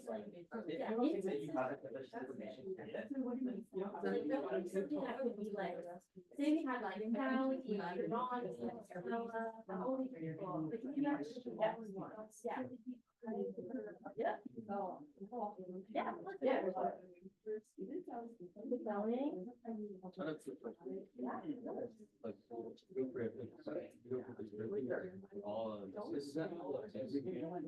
If it's static, you always have time. So what is that? Yeah, no, it's not necessarily, but it does make a lot of sense, right? Like, they're all gonna have the same one. You kind of already know it. Sort of the concept of it, like, but it can also be set as or like maybe on or the other. A lot of the times it is. This can be constructed inside of it. It could, but then it wouldn't make much sense, right? Because say like you're making a new class, like every time you're setting up everything. So. But it really could work. Like, how? Remember, yeah, this has to be array, like whatever, that array, and those two brackets, and not our square brackets. Yeah, I know, it's like, it makes sense. All right, can I get a thumbs up if you feel pretty good about part A? Kind of, sort of, thumbs aside if you're like, I kind of got a few of them, thumbs down if I'm like, I don't really know what's happening. Was it just, okay, cool. I'm gonna start going over some of the answers. But okay, so the first one is university, and it says the name of the university, which should be UC Berkeley for all semesters of 61B. So one thing that I really want you guys to note is that for UC Berkeley, I'm a little bit short, so I can't reach it, but there are quotation marks. What do you guys think those quotation marks imply? Strings, exactly. So same way as you might have seen in other languages like Python, strings are denoted using quotation marks. So we know that UC Berkeley, or we know that the university should be a string. Okay, and before we jump into that, how do we create a variable or like an instance variable in a class? What are the different words that we're looking for? You have to shout them out. Yeah. Public? Public, okay, there we go. That's the first one. So we always say public. And then what's the next word that we write? Static, good. So first we have to determine whether or not this is a static variable. So because it says all semesters of 61B, do you guys think this would be static or non-static? Static, exactly, because we want it to be the same for everything. So we're going to say static. And then what's the next word that comes? String, exactly. So string. What's the next word? University, exactly. That's the name of our variable. And because it's a static variable and we already know what the university name should be, we can go ahead and say equals, and then what's the last thing we write? UC Berkeley, exactly. Is the public just there because we're working in public laws? Not necessarily. You can have private variables in a public class. But just for the purposes of right now, we're just gonna go ahead and write public for everything. Yeah. I don't know, Stella, do you know when we're gonna start talking about public? I think like by discussion 3, like, But also it's kind of implied, like, you can right now just think about it as like private, like there's some lock on it, like you can't access it. Public, it's like, you don't care who accesses it. So for now, it's just like public It's chill. chill. Exactly. Okay, cool. So the next thing that we're gonna go over is the semester. So the semester that the course is being taught. Okay, so we're gonna follow the same exact format as we did in the previous one. So I'm gonna go ahead and write down the word public. And now comes the question, do you guys think semester should be static or non-static? Non-static, exactly, because this semester is fall, last semester was summer, and the semester before that was spring. So it keeps on changing based off of what time we're in. So this is gonna be non-static. So I'm simply just gonna leave that spot blank. Just gonna draw a line there, nothing there. Okay. Semester, what type do you guys think this would be? And just note in part B, they gave an example of fall 2023. String, exactly. Again, we have those quotation marks that are there, so it's telling you that, hey, this is a string. So I'm gonna go ahead and write string. And what's the last word that I should write? Semester. Okay. Now comes the question of, do I put an equals or not? So right off the bat, I didn't tell you anything. Do you know what semester we're in? No. So do you guys think I should use an equal sign and assign it to something or not? No. So how do I end a line? Semicolon. So I'm just going to simply put a semicolon and I'm done. Okay. Finally, I have the students. So this one's going to be a little bit tricky, but it says the 61B students enrolled in this semester's of CS61B. And remember that the course has a fixed capacity. So I'm going to go ahead and start. I'm going to go ahead and write the keyword public. And do you think this should be static or non-static? Non-static, so I'm going to leave it empty, right? Because there's a different set of students taking the course every semester. Now, this is a really tricky part. What type should we assign the students variable to? So can someone just tell me really quickly, what do you think the students variable should hold? Yeah. Oh, I'm sorry. Just in general though. Exactly. So note that on the first page, we created a class called CS61B student. So what I want this students variable to hold is every single student taking the class this semester. So thinking about the different objects and classes that we've covered in the mini lecture, there was like int, strings, like longs, but none of those really hold a substantial amount of information. But what data type did we go over that can store a lot of things? What do you guys think? Just shout it out. Arrays, exactly. So arrays can hold a lot of information, very similar to lists. So we're probably going to want to use an array. And we can verify that because it says fixed capacity. Because it's a fixed capacity, I can use an array and I will never have to change the length. So arrays would be good. But then what would be my type of arrays? So what objects am I putting into the array? Am I putting numbers? Am I putting strings? What do you guys think? Strings? Any other opposing? Yeah. Students only have grades and ID numbers, so Yes. hints. That's a really good, okay, interesting idea. But we already have a class called CS61B, so we can just compile the IDs and the names and all that stuff together later. So yeah. So just put student here, the object type should be student. Yes, exactly. So we can make an array of CS61B students. So yeah, this is the tricky part about Java. It might not be the conventional data types that you're looking for. So it's going to be CS61B students. And in order to denote that something is an array, we have to use those two brackets. And end with the semicolon. Oh, sorry. I forgot the name.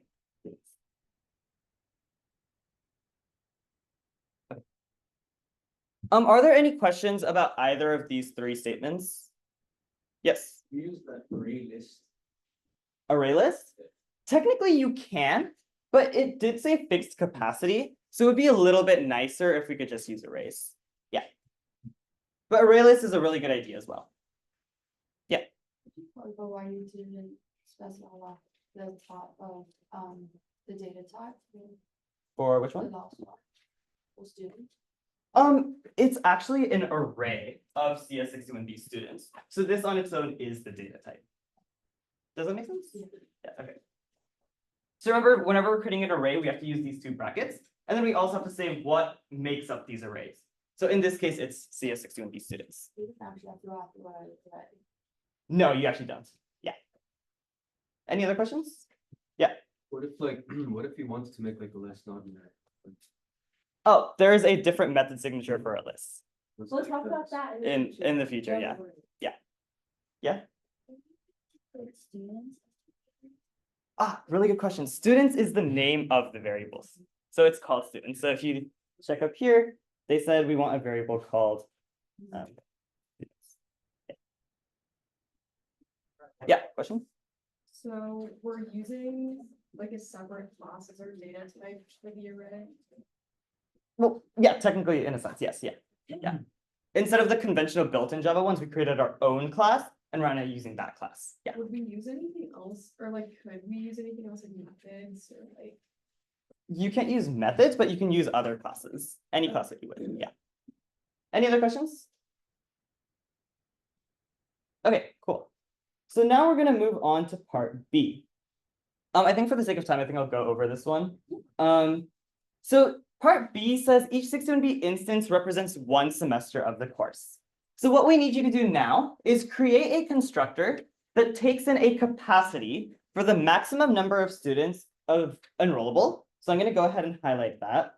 So it needs to take in a capacity variable. Also note that in these discussions, the makers have been pretty nice and they actually changed the fonts of some of these things, like the variable names are different. They bolded some of the important stuff. So keep this stuff in mind as you proceed in, future discussions. So yes, so we created a constructor that takes in a capacity for the maximum number of students enrollable. We have another array called signups, which consists of the students who signed up for the course. So I'm going to go ahead and highlight that too. And they were nice, they told you it's an array signups. And then we also want the semester. Okay. In the constructor, we want you to enroll capacity students from signups and initialize the semester instance variable. So I'm going to go ahead and highlight those two in another color. So we want to enroll capacity students and we want to initialize the semester.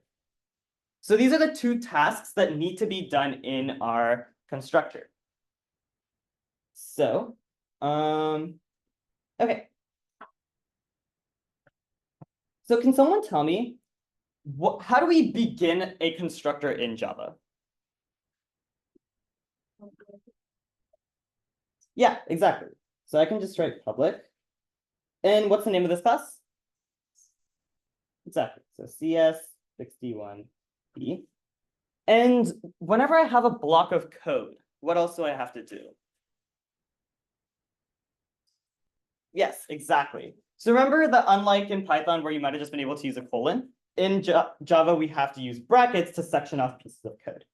So I'm going to go ahead and put a bracket. And just for my peace of mind, I'm going to go ahead and put an end bracket as well. So I don't forget to put that. For the sake of space, I'll put it somewhere there. Okay. So let's scroll back up. Let me erase that one. Okay.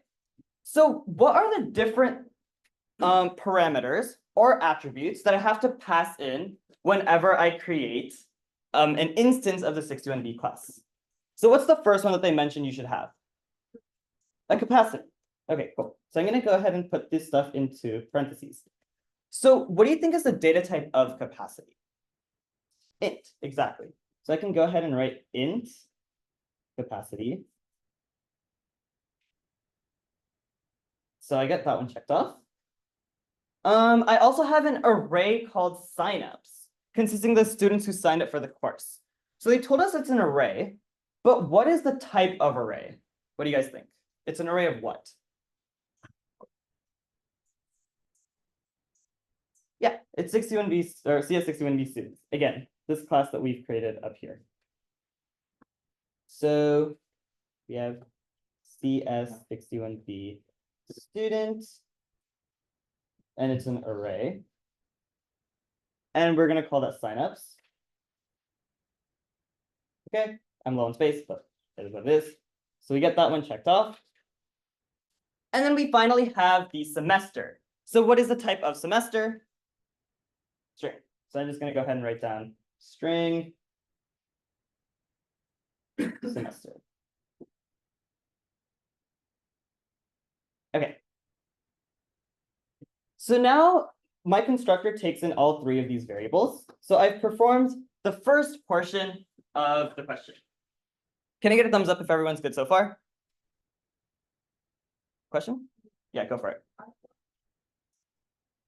Public before you do something inside, like when you do the bracket or like the parentheses, I thought you have to put like public in capacity. Oh, really good question. That's what we do when we're dealing with instance variables of a class. So like we kind of did that up here. But when we're dealing with parameters or like inputs for a method, we don't really need to do that. So if you see in future methods, you also just put like the data type and then the name. Yeah. Just quickly go over like, like for both part A and part B, like we have to put CS61B student instead of like array brackets. Oh, you need both. So you have the array brackets and the CS61B student tells you that it's an array of CS61B I mean, students. like, why can't I just do like array brackets? Oh, array is not really like a, Like, why do you have to use the 61B student that was defined in like the class? Does that make sense? so do you? Yeah, I think like it's kind of weird, right? Like how you make an array, like you want it like, you know, like doubles and ints, you just write double or int, but arrays are different and they're really weird and funky and it's just Java thing, but like you use these brackets and then you have to put whatever's inside the array before that. So it could be like capital S string brackets, it could be int brackets, but for this case, we're using that 61B student because we want an array filled with all these students. And that was like made in the column itself. And that's like what we're deciding to do as the type, like maybe like in a different case, like you just want an array of names and then it would just be string bracket. But in this case, yeah, this is what the problem specifies. But I know the syntax is super weird and funky. Yeah. It'll take some time getting used to. Any other questions? Okay, cool. So we'll keep going. Okay, so now we have to go on to the next task. So it says in the constructor, we want to enroll capacity students. That feels like it might take a while, so let's deal with the second one.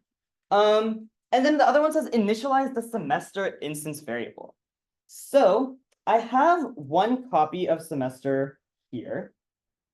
And I also have the instance variable semester listed in part A. So how do you guys think I would set this semester variable to equal this semester variable? Yeah, exactly. So if I do this dot semester equals semester, then I'm assigning the semester instance variable to the semester variable passed in as an argument. Can I get a thumbs up if that makes sense? Okay. All right. Finally, we have the other portion. So I'm going to go ahead and check this off.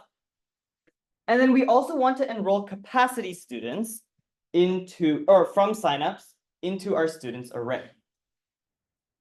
So let's say capacity is a pretty big number. So let's say capacity is like 100. So we need to get 100 students from the signups array and put it into the students array. So what do you think that was covered in the mini lecture would be really helpful for doing this? Yeah, exactly. Whenever we're trying to perform a single operation a lot of times, we can use the for loop, and that's going to help us minimize the amount of code that we write. Okay, so the top portion is going to be how many times will I run this for loop? So how many times should I take a student from the signups and put them into the students array? What do you guys think? Exactly. So I want to do this capacity times. So what was the general structure that we use for making a for loop? Okay, and what's the next portion?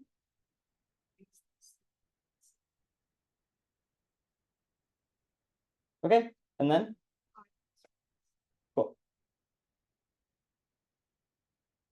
Yeah.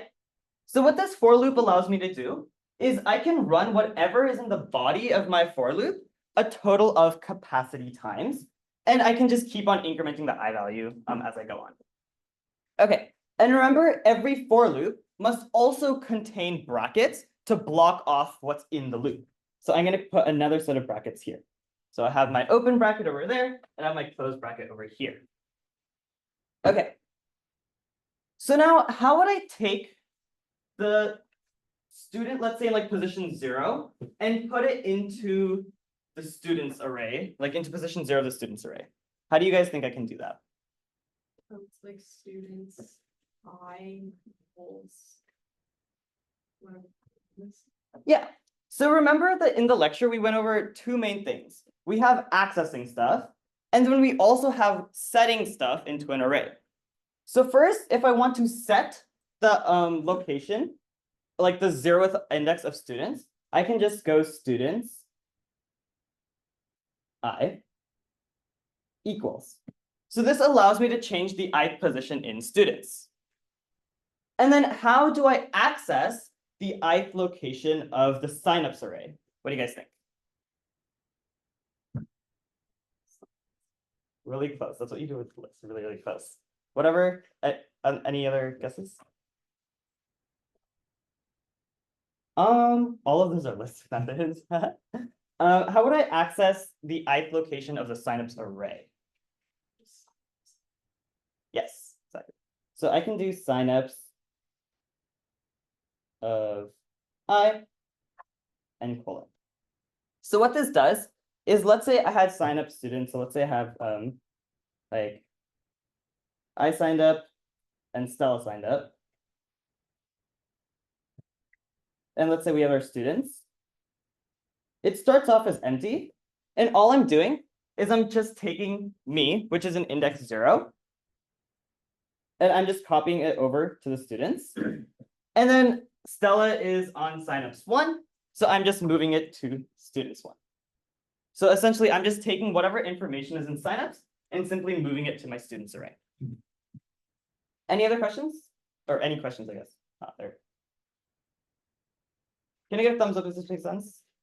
Wait, what is the students array? It's an array of all the students currently enrolled in the course. Yeah.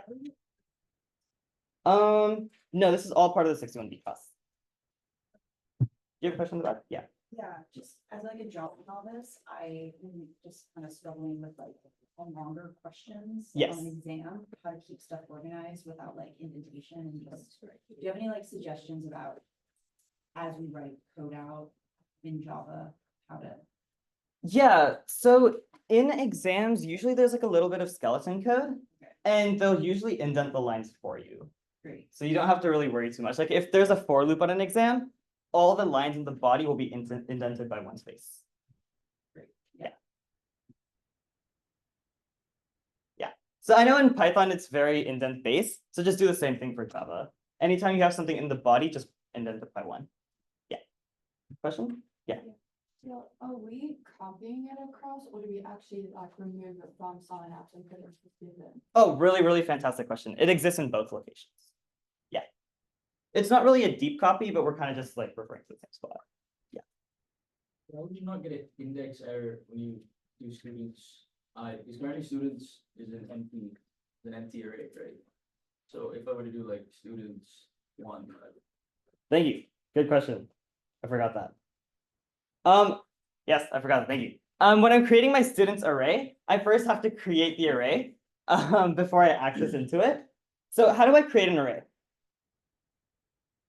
Yes, the students equals mu. And how do I create an array? What would be the array type in this case? Again, same thing. Yes. The students. And remember that whenever I'm creating an array, I need to indicate the capacity as well, like the amount of boxes I need to create. So in this case, it will be capacity. So I have to do that first. My fault. Does it make sense? Yeah. So first I'm going to create an empty array of CS61B students, and it will have a size of capacity. So there'll be capacity empty boxes. And then I'm just going to go ahead and fill up each one of these boxes one at a time. Yeah, really good catch. But then in the public class, we already have students, right? Like, Sorry? in the variables, we already have. Yes, the students doesn't really exist right now. Oh, So that one, we have to actually give it a value here. Yeah. Can we just use these task students like before previous to the task last semester? Sorry? Can we just use these task students equal signups? Really close. What if signups, there are like more signups than there are capacity students? Like, we can only enroll the capacity amount of students into the course. So what if there are like 900 signups, but only like 100 enrollments? Like my capacity is 100. Then you can only take the first 100 students and put them into the students array and put them into the class. Does that make sense? Okay. I'm limited by capacity here. Okay. Any other questions? Okay, so do we go into part C or? Okay. Really quickly. Or I don't know. It's your discretion. Okay, actually, I'll leave it up to you guys. How many of you guys would prefer asking questions in the last 5 minutes or going over part C? Raise your hand for part C. Raise your hand for questions. Raise your hand for I don't really care. Okay, we'll go for part C then. Okay. So part C says, make every CS61B student enrolled in the semester of the course watch the lecture. And you want to return the number of students who actually watch the lecture. Okay. So it's important to note that you want to scroll up here and understand that we have a watch lecture instance method. So because this is an instance method, I have to call watch lecture on each specific student instead of for like all the students as a whole. So what I need to do is I need to go through every single student who's in the class and tell them to watch the lecture. And that's going to return true or false afterwards. Okay. So if I want to go through the number of, or all the students that are in the class, how would I do that?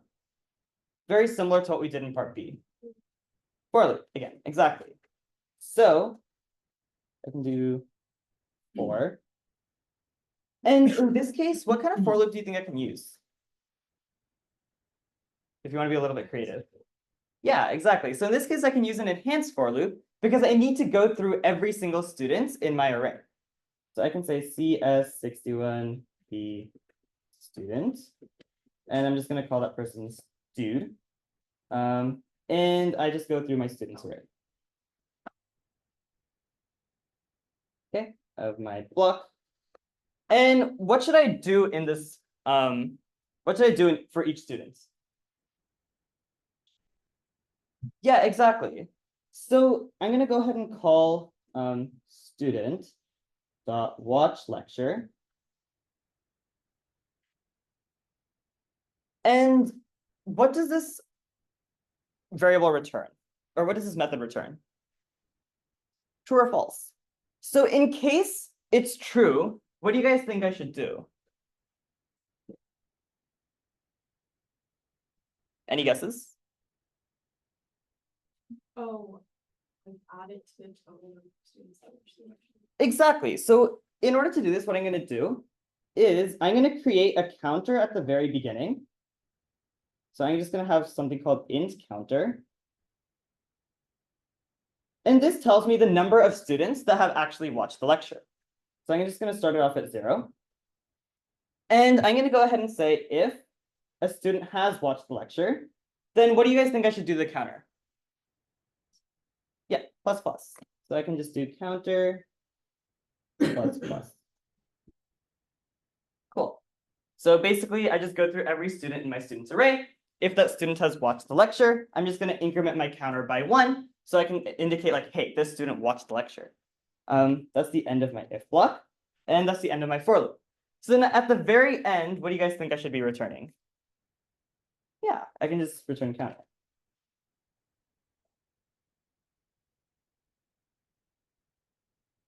Make sense? Yes. And remember, all code does need to go inside like a method. So I actually have to create a method for all of this code. So how would I create a method signature? Public, what's the next keyword? What do you guys think? What's after public? Yeah, so static, this is not a static method, so I can skip that. And then I also have to give the return type. So what's the return type in this case? Int. So I can write int, and the name of this lecture is Make Students Watch Lecture. Make students watch lecture. Yeah. So that's the end of that. Can I get a thumbs up if that makes sense?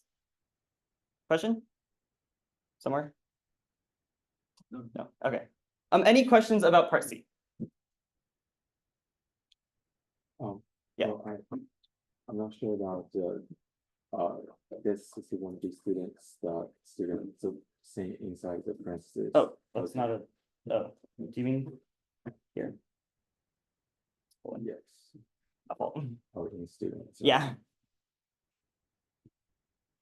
Okay, we are at time today, but I wanna make sure, like, if you have any other questions, please post them in Ed in the like discussion thread. Like we will get to it. I'm monitoring Ed all today. We also are both at project party. I'm there 2 to 4. You're there 4 to 6. 4 to 6. So please come to project party for project 0. It'll be really great.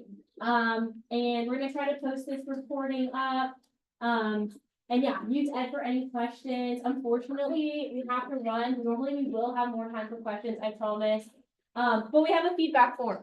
Really important that you guys fill this out.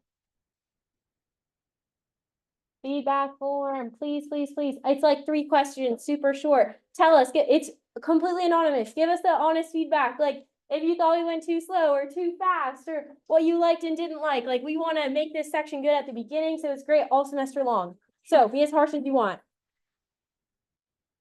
Okay, Where's the slide? the slides are on Ed. All the resources are on Ed. Yes, there's a resource thread And it is party? Today. today at 2, starting at 2. 2 to 6. Yes. Yeah. Oh, but it's at 2 to 5. There's office hours for this, though, I believe. Yeah, I think then. Yeah. Yeah. It's in water. No, it's not. I'm pretty sure it's in, I don't think it's in water.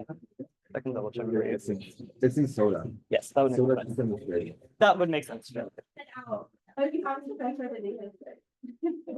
one, yeah, I've got so lost. I would do the elevator. It's like you make it right and then right elevator. Go to floor 2. Okay. Yeah. Questions? Yeah, sure.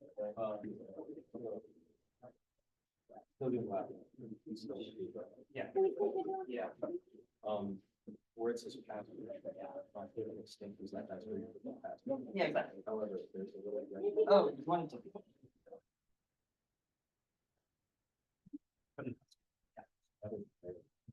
Yeah, so can you read that page 0? I don't know why. Oh, yeah, can you go to the.